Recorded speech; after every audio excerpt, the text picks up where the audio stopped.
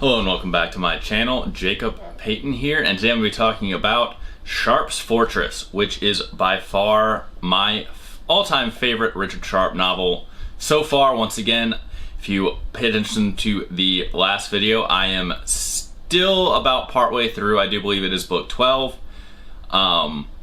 So I have a lot more books to read in the series, so I can't say it is my all-time favorite of all the books yet, but of the books so far, it is definitely by far my favorite because so much happens in this book. And yeah, there's a lot put on Richard Sharpe, who is not as confident as he once was, and I think this really sets the tone for the books that are going to come. Spoiler alert, if you have not finished the second book, please stop watching this video now because there are going to be a lot of spoilers of things that happened in the second book that make the third book so interesting. And that was your warning, and now I will continue. This book starts off with Ensign Sharpe. If you don't know, Ensign is a junior officer. That is right. Once again, we know at the end of the second book, Sharpe has been given a battlefield promotion and is now an ensign. He did not have to buy his commission, but it will be difficult for him to move up the ranks unless he decides to spend some of his hard-earned coin to try to basically buy himself into higher and higher ranks, which is kind of the way things are done in a way. But right now things are not looking good for Sharpe. Sharpe is, essentially he's an orphan in a lot of ways. He was a street rat, he was a thief, he was wanted for murder at one point in time. He is not the noble upper crust of society, and people don't like him for it at all. His new commanding officer, Gawilghur, I am gonna try to pronounce that. I am very sorry if I'm pronouncing that wrong. It's Gawilghur, but anyway, he commands a Highlands forces, and they don't like Sharpe because A, he is not noble, and B, he is not from the area that they come from. This is something I kind of found interesting, and I did do a little digging in it, because I don't know, I just found it interesting. But at that time, a lot of forces were basically made up around the area that they were mustered in. So kind of imagine going to war, but only with your buddies from your hometown. That was kind of how a lot of these regiments were made. Obviously, that's not tried and true for everyone. Just like any military at any point in time, needs must, and people got moved around, especially when different units suffered heavy losses. It's one of the reasons I think they stopped this practice in, at least in my country, in the 40s, because towns basically got wiped out during World War II of young men. I could be misremembering all of that, and that could just be a weird fact that was misquoted somewhere on the internet that has stuck around in my brain. So take that with a grain of salt. I do not have a degree in history. I just like to read things. But anyway, back to Richard Sharpe and the basically British invasion of India at this time. Now, if you followed the last book, you know that the British have the Mataras on the run, and they have fallen back to their, basically this big fortress. Sadly, Dodd is still alive and really wants to kill Sharpe at this point, as well as anyone else that stands in his way, including the commander, or not the commander, is basically the king of this fortress city, Benny Singh, who only cares for pleasure and does not care at all, essentially, for the war. which infuriates a lifelong military man like Dodd to no end.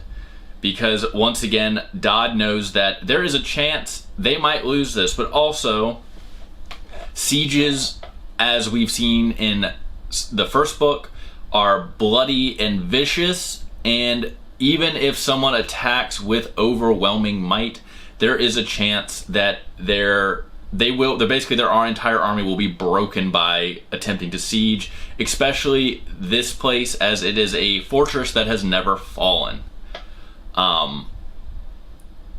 But that, of course, he's only gonna be able to like set this defense up correctly if he can get the king, Beni Singh, to go along with it.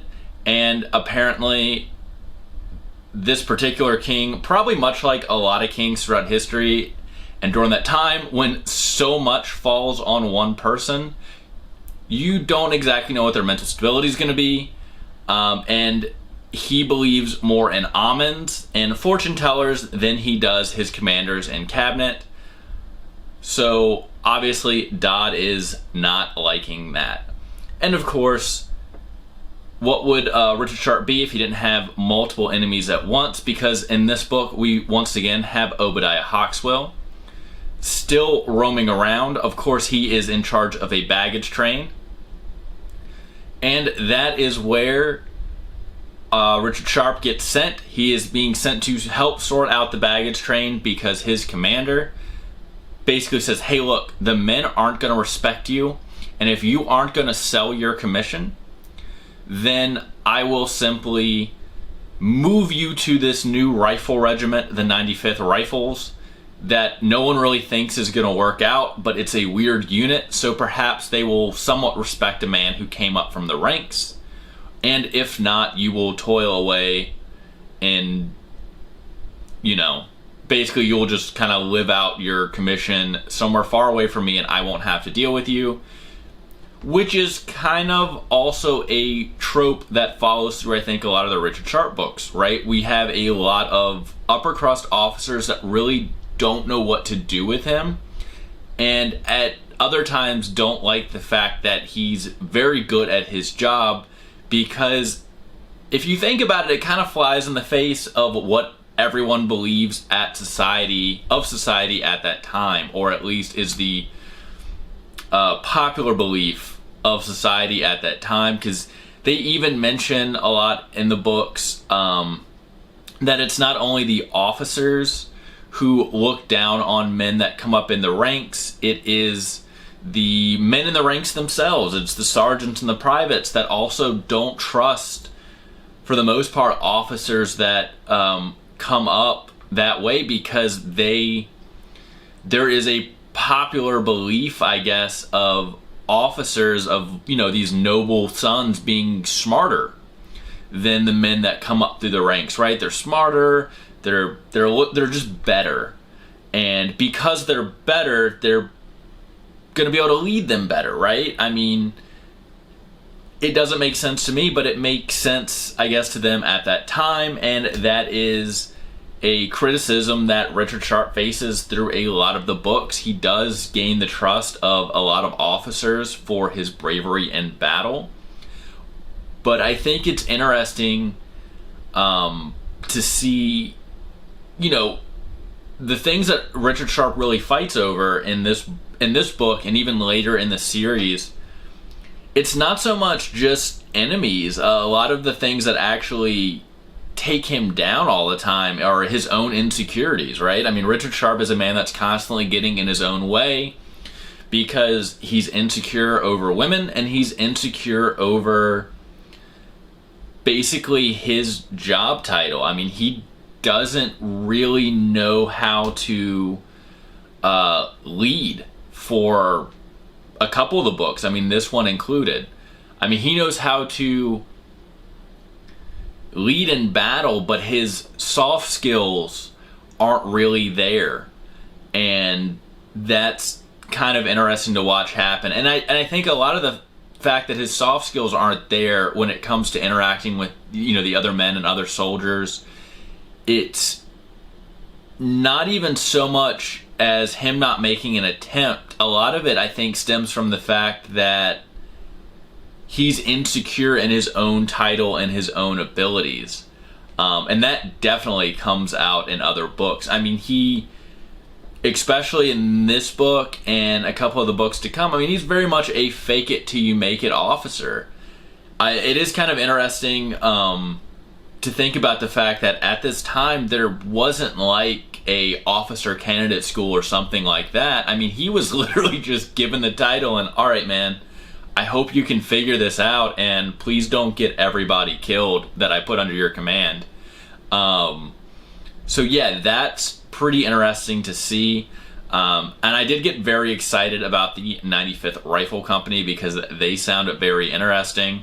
This is not rifles the way we would think of them now, but of course this is just like a modified musket. When they talk about rifling, it is basically inside the barrel so that the shot gets more rotations and can go much further and is much more accurate than the muskets used by the regular redcoats at that time, which were only good for a certain amount of yards, essentially. So that was kind of cool to learn about. And of course, this book is basically the last book of the Indian campaign, so we see a lot of Richard Sharpe tying up loose ends. He is put in direct confrontation with Naig, who we know from the first book is a very bad man who he sells people, especially women, as well as stolen goods, and he's put in direct confrontation with a Lieutenant Torrance, or Captain Torrance, I think it's Captain Torrance, who does essentially the same thing. He is stealing from the British military.